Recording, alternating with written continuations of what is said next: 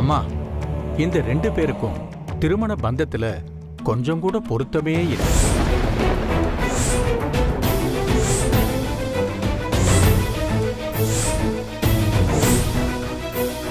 என்னங்க ஐயா சொல்றீங்க?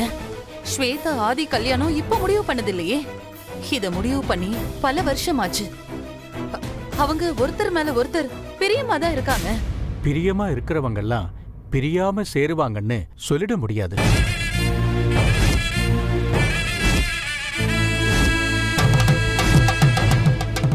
அப்படி போடு. ஐயா, எனக்கு ஒண்ணும் புரியலங்க ஐயா. நீங்க என்ன சொல்ல வரீங்க? உங்க முன்னாடி தானே நாங்க கல்யாணத்துக்கே ஏற்பாடு பண்ணோம். இப்ப பொருத்தமே இல்லைன்னு சொல்றீங்க. நான் சொல்லலம்மா, சோழி சொல்லுது. அப்பவும் சோழிதான் சேர்த்து வைன்னு சொல்லுச்சு. இப்பவும் அதே சோழிதான் சேராதுன்னு சொல்லுச்சு.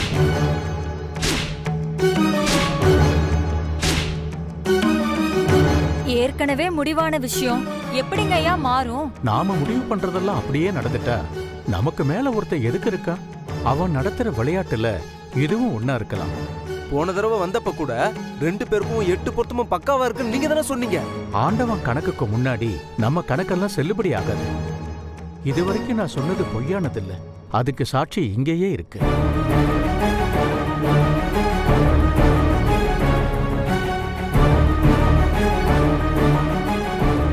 அது எப்படிங்க நம்புறது? ஆதி குணமாகி உட்கார்ந்து இருக்கிறது உண்மைன்னா இந்த கல்யாணம் நடக்காதுன்னு நான் சொன்னதும் 100க்கு 100 உண்மை.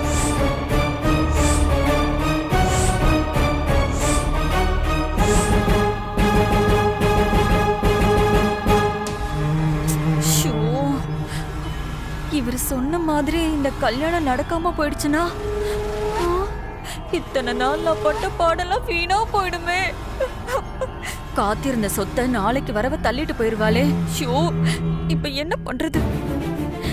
எனக்கும் ஆதிக்கும் கல்யாணம் நடக்கலன்னா என்னை யாரும் நீங்க உயிரோட பார்க்க முடியாது. ஆதியோட இல்லாத வாழ்க்கை எனக்கு எதுக்கு? நான் இருந்து என்ன பிரயோஜனம்? ஸ்வேதா, இரு, பேசிக்கலாம். எது கழற இப்போ?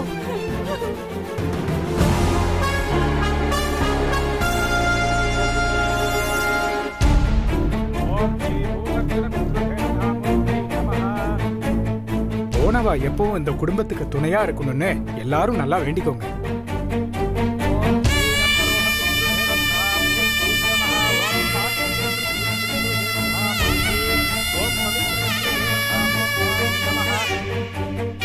அம்மா, அவளுக்கு பிரியமானவா யாரு? தம்பிக்கு தமிழ்னா ரொம்ப உசுரு. அப்போ அந்த பொண்ணையே கூப்பிட்டு வாங்க. வா தமிழ், வாங்கிக்கோ. இந்தம்மா.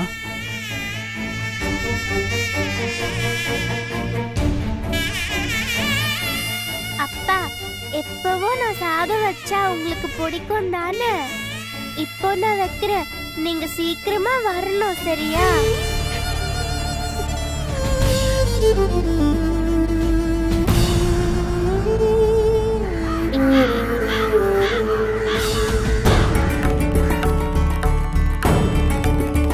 குழந்தை வச்சும் காகம் எடுக்கலன்னா வேற ஏதோ குறை இருக்கு போல இருக்கு.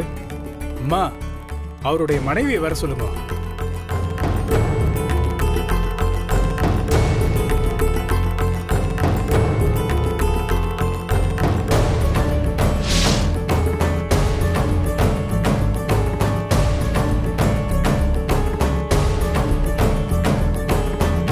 காகம் சுத்தின்டே இருக்கு, ஆனா ஏன் வந்து எடுக்கல, என்ன குறைன்னு தெரியல.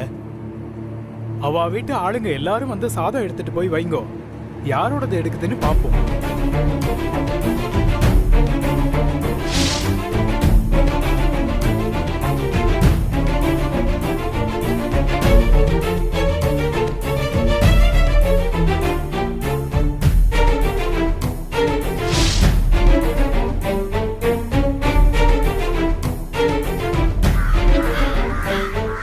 வாசு, உன் பொண்ணை பத்தியும் உன் பொண்டாட்டிய பத்தியும் தான் நீ நினைச்சுக்கிட்டே இருப்பேன்னு எனக்கு தெரியும்.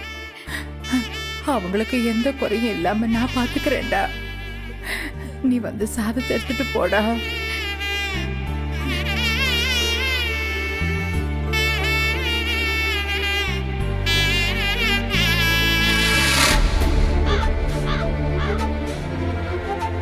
என்னப்பா காகம் வருது ஆனா சாதம் எடுக்க மாட்டேங்குது?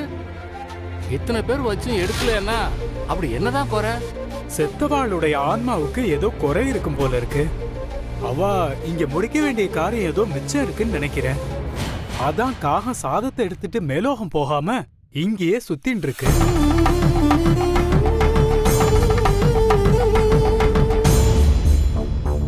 அதுவும் இல்லாம அவ மனசுல என்ன நினைச்சிட்டு இருந்தாரோ இதுக்கு மேல காத்துட்டு இருக்கிறதுல பிரயோஜனமே இல்ல.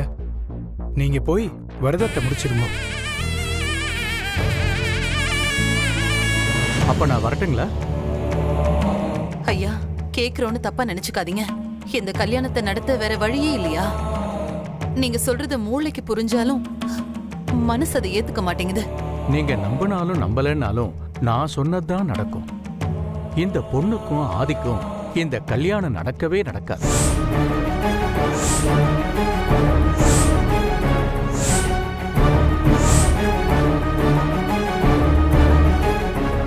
அது எப்படி? அன்னைக்கு ஒண்ணு இன்னைக்கு ஒண்ணு சொல்லு உங்க சோழி. அதுக்குள்ள மாறிடுமா என்ன? அன்னைக்கு இருந்த ஆதி வேற, இன்னைக்கு இருக்கிற ஆதியே வேற. முடிஞ்சா முயற்சி பண்ணி பாருங்க. நான் வரட்டுங்களா?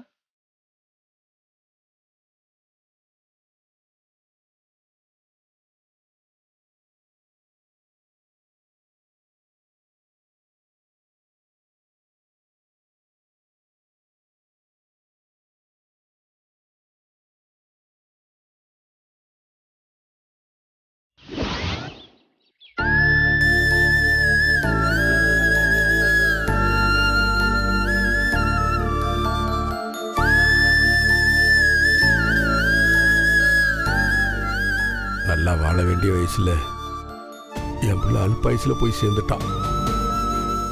அவன் இல்லைங்கிறதே இன்னும் என் மனசு ஏத்துக்க மாட்டேங்குது. இப்பயும் கூட அவன் அங்கேயும் இங்கேயும் வீட்டுக்குள்ள நடந்துட்டு இருக்கிற மாதிரியே எனக்கு தோணுது.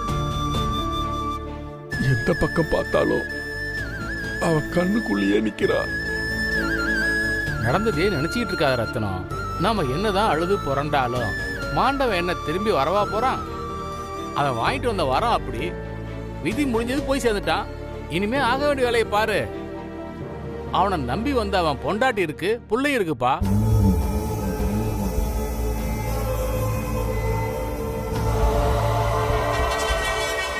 அதை பத்தி தான் நானே பேசலான்னு இருந்தேன்.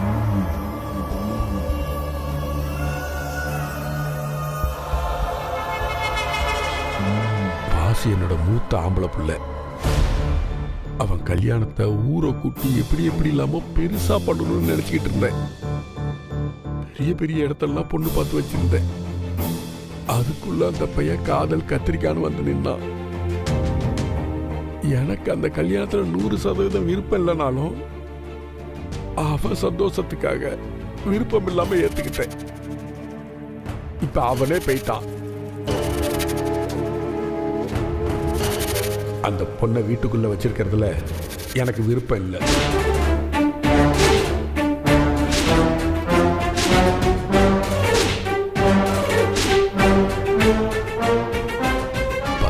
நாள் காரியம் முடியறதுக்குள்ள அனுப்புனா ஊருக்காரங்க வாயில பூந்து புறப்படணும் நினைத்தனால அமைதியா இருந்தேன். இப்ப மொத்தமா எல்லாம் முடிஞ்சு போச்சு. அந்த புள்ள அப்பா தான்ட்ட எடுத்து சொல்லி அந்த புள்ளைய கூப்பிட்டு போயிட்டு சொல்லுங்க. அதுக்கு நீங்க தான் சரியான ஆளு. எடுத்து சொல்லுங்க.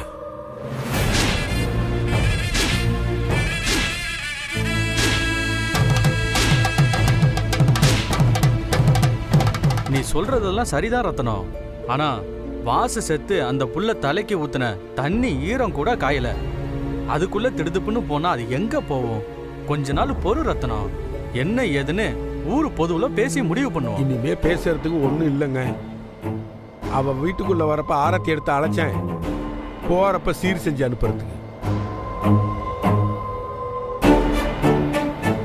நானே என் மகன் போன சோகத்துல இருக்கேன். காரியம் முடிஞ்சிடுச்சுல, கிளம்ப சொல்லுங்க. நீருமா, நான் பேசிட்டு வரேன். ஐயா, நமக்கு பிடிச்சதோ பிடிக்கலையோ அவங்க 2 பேரும் விரும்பி தானே கல்யாணம் பண்ணிக்கிட்டாங்க. இப்படி ஒரு சூழ்நிலை வரும், இந்த மாதிரி எல்லாம் நடக்கும்னு அவங்களுக்கும் தெரியாது. ஆனா சேர்ந்து இருந்த கொஞ்ச வருஷத்துல 2 பேரும் சந்தோஷமா தான் இருந்தாங்க. அதுக்கு சாட்சியா ஒரு குழந்தையும் இருக்கு. நடந்ததை இனிமே திருத்தி எழுத முடியாது. நடக்க போறதையாச்சும் நல்லபடியா அமைச்சுக்கலாம்ல. மாப்பிள்ள ஆசையா அவ கூட காலத்துக்கும் வாழணும்னு கைய பிடிச்சி கூட்டிட்டு வந்த வீடு. அவரோட ஞாபகார்த்தமா இவ இங்கேயே ஒரு மூலையில இருந்துட்டு போகட்டுமே. யோ, என்ன பேசுற? யார் என்ன சொன்னாலும் அதை ஏத்துக்கிற மனநிலையில நான் இல்லை. நான் முடிவு எடுத்ததுதான். இப்படி வெட்டியா விவாதம் பண்ணிக்கிட்டு இருக்காம நான் சொல்றதை கேட்டு நடந்தா அது எல்லாருக்கும் நல்லது.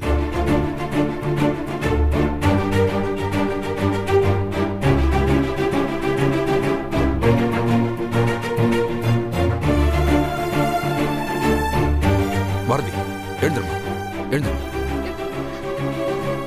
உன் மாமனார் சொன்னதை கேட்டல. இதுக்கப்புறமா நீ இங்க இருக்கிறது நல்லது இல்லம்மா. நீ இங்க இருந்தீன்னா அது இன்னும் பெரிய பிரச்சனையில தான் போய் நிற்கும். நீ வா, நம்ம வீட்டுக்கு போலாம். பாரதி ஐயா, அவங்க தனி மனுஷியா இருந்தா பரவாயில்ல. அவங்களுக்கு ஒரு குழந்தையும் இருக்கு. அதை கொஞ்சம் நினைச்சு பாருங்கய்யா. ஐயா, அந்த பொறுப்பு அவங்களுக்கு இருக்கணும்ல. தாலி அறுத்த சுவடு கூட இன்னும் மறையல. அதுக்குள்ள வெளியில போன்னு சொல்றவங்க கிட்ட என்ன நியாயத்தை எதிர்பார்க்க முடியும்? பாரதி, இன்னும் உனக்கு இந்த வீட்டுல என்ன வேலை இருக்கு? இருந்த ஒரே நல்லவரும் போய் சேர்ந்துட்டாரு. இனிமே யாருக்காக நம்ம பார்க்கணும்? வாழ்ந்த நினைப்பே போதும்னு உன் மனசை தேத்திட்டு வாமா, போலாம் வா. பாரதி இருடி, அவர் ஏதோ ஆத்திரத்துல பேசுறதுல நீ மனசுல வச்சுக்காத. போகாதுடி. மனசுல இருக்கிறது தானே அத்தை வார்த்தையில வரும். இதை நான் எப்பவோ எதிர்பார்த்ததுதான்.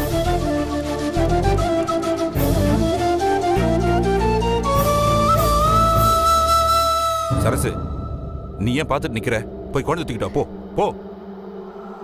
நில்லுங்க. நான் வீட்டை விட்டு வெளியே போ சொன்னது அவளை மட்டும்தான், என் பேத்திய இல்ல.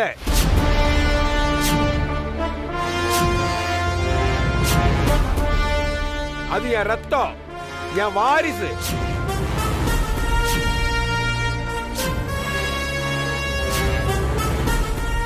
என் குல வம்சம் தலைக்கிறதுக்காக அவளை கொடுத்துட்டு போயிருக்கான் என் மகன். அவளை விட்டுட்டு போக சொல்லுங்க.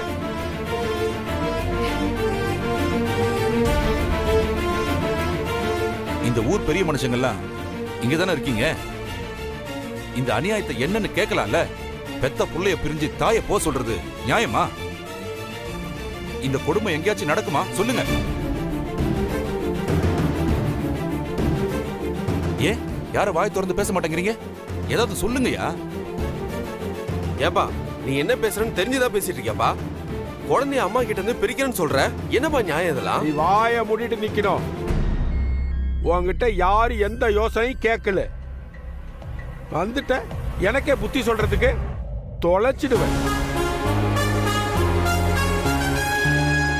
அத்தை, இது வரைக்கும் அவர் பேசின எதுக்கும் நான் மறுவார்த்தை பேசல. வாயை திறந்து ஒரு பதில் கூட நான் சொல்லல. இப்பவும் என்னை வெளியே போக சொல்றத பத்தி எனக்கு எந்த கவலையும் இல்லை. ஆனா என் குழந்தைய விட்டுட்டு என்னால போக முடியாது அத்தை. நான் என் குழந்தைய கூட்டிட்டு தான் போவேன்.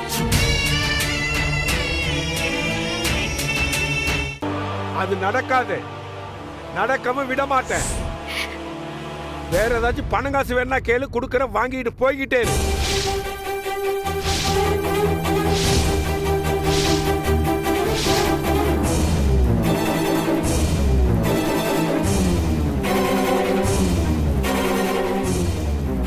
மாமா, ஐயா, நான் இந்த வீட்டுக்குள்ள காலடி எடுத்து வச்சு வந்தப்போ இது பணக்கார குடும்பம்னோ இல்ல உங்க பணங்காசுக்கு ஆசைப்பட்டோ நான் வரல.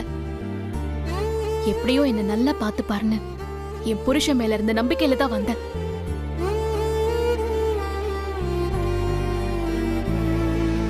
அதையெல்லாம் தாண்டி இத்தனை நாள் அவருக்கு தெரியாம நீங்க என்ன நடத்தினதெல்லாம் பொறுத்துக்கிட்டு நான் இந்த வீட்டுல இருந்தது பயத்துல கிடையாது, அவரோட சந்தோஷத்துக்காக. அவரே போனதுக்கு அப்புறம் உங்க பணங்காசை வச்சுக்கிட்டு நான் என்ன பண்ண போறேன்? அவரோட வாழ்ந்த நினைப்பை விட எனக்கு வேற பெரிய சொத்து எதுவும் தேவையில்லை. நான் என் குழந்தைய கூட்டிட்டு இந்த நிமிஷமே இந்த வீட்டை விட்டு போயிடுறேன். நீங்க எல்லாரும் சந்தோஷமா இருங்க. நீ பெத்த புள்ளைய கூட்டிட்டு வர்றதுக்கு யார்கிட்ட பாரதி கேட்கணும்? நீ போய் கூட்டிட்டு வா, என்ன நடந்தாலும் பாத்துக்கலாம். ஓஹோ, அந்த அளவுக்கு தைரியம் வந்துடுச்சு அவருக்கு. எங்க என் பேத்தி மேல கை வச்சு பாரு பாப்போம். எங்க அவ உங்களுக்கு மட்டும் பேத்தி இல்ல, எனக்கு தான் பேத்தி. உங்களுக்கு இருக்கிற அதே உரிமை எனக்கு இருக்கு. இருக்கியா உரிமை உனக்கு? ஓ குலதெய்வமா என் பேத்தி குலதெய்வம்? என் குலதெய்வம் தான் என் பேத்தி குலதெய்வம். எங்க எதா இருந்தாலும் பேசி தீர்த்துக்கலாங்க. நீங்க கொஞ்ச நேரம் அமைதியா இருங்க. அண்ணே, நீங்களும் கொஞ்சம் பொறுமையா இருங்களேன். என்ன பாரதி, நான் சொல்றேன்னு தப்பா நினைச்சுக்காத. உனக்கு இன்னும் வாழ வேண்டிய வயசு இருக்குமா? அன்னைக்கு வாசுக்கு ஹாஸ்பிட்டல்ல நீ செஞ்சு கொடுத்த சத்தியம் ஞாபகம் இருக்குல்ல? ஒருவேளை எனக்கு ஏதாவது ஒன்று ஆயிடுச்சுன்னா நீ இன்னொரு கல்யாணம் பண்ணிக்கணும். எனக்கு சத்தியம் பண்ணி கொடு பாரதி.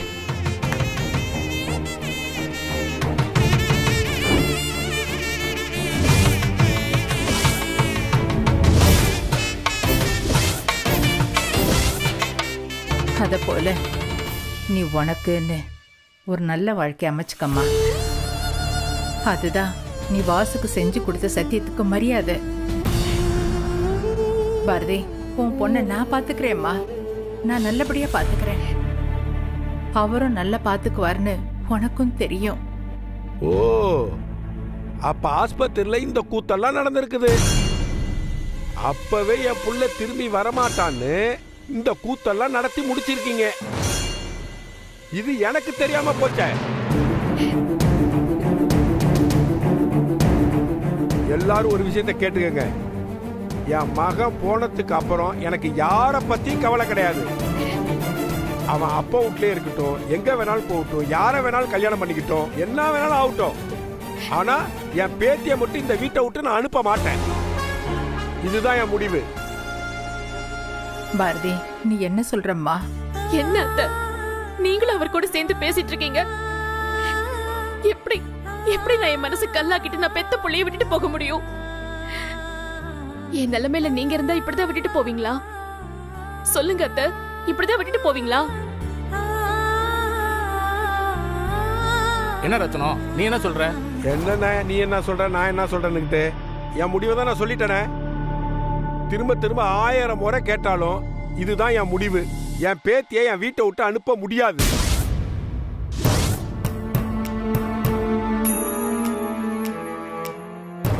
பெரியவங்க யாரும் தப்பா நினைச்சுக்கலனா நான் ஒரு யோசனை சொல்லவா? மணி, இதுல நினைக்கிறதுக்கு என்னப்பா இருக்கு? 2 பேரும் அவங்க சொல்றதுதான் முடிவுன்னு நிக்கிறாங்க. ஒருவேளை நீ சொல்றது சரியா வந்தா அதையும் கேட்டுருவோம். பட்டுன்னு சொல்லுப்பா. இல்ல, மாமா பேத்தி வீட்டை விட்டு வெளியில போக கூடாதுங்கிறாரு. அவதான் இந்த வீட்டு வாரிசுன்னு சொல்றாரு. அதுவும் யோசிக்க வேண்டிய விஷயம்தான். பாரதியும் பொண்ணை விட்டு பிரிஞ்சிருக்க மாட்டேன்னு சொல்றது அதுவும் யோசிக்க வேண்டிய விஷயம்தான். அதுக்குதான் நானும் இப்போ மணி என்னன்னு சொன்னாதானப்பா தெரியும். வாசு மாப்பிள்ள சாகிறதுக்கு முன்னாடி பாரதியை இன்னொரு கல்யாணம் பண்ணிக்க சொல்லி சத்தியம் வாங்கி இருந்திருக்கிறாரு. பேசாம நம்ம துரையவே பாரதிக்கு கல்யாணம் பண்ணி வச்சுட்டா இல்ல?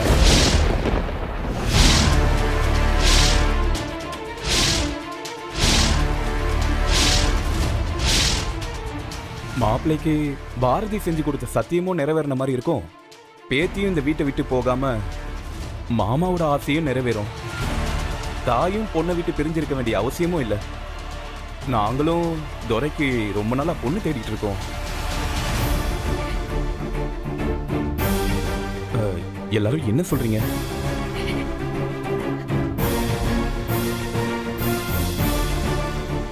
எனக்கு தோணுனத சொன்னேன். அதுக்கப்புறம் உங்க இஷ்டம். துரையும் முன்னாடி மாதிரி இல்ல, ரொம்ப மாறிட்டான். நீங்க எல்லாரும் பார்த்துட்டு தானே இருக்கீங்க. என்ன மாமா சொல்றீங்க? நான் போய் எப்படி அவங்கள? மாப்ள, உனக்கு எதுவும் தெரியாது, பேசாம இரு. மணி சொல்றதும் சரிதானே. இது ஒண்ணும் புதுசு இல்லையே. அண்ணங்காரன் செத்து போய் சம்சாரம் சின்ன வயசா இருந்தா குழந்தைனுக்கு கட்டி வைக்கிறது வழக்கம் தானே.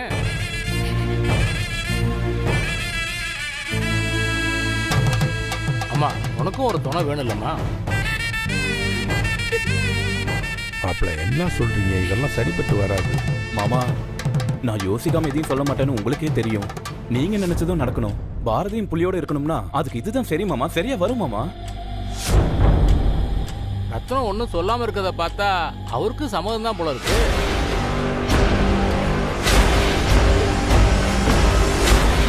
அம்மா, நீ சொல்ற பதில தாம்மா எல்லாமே இருக்கு.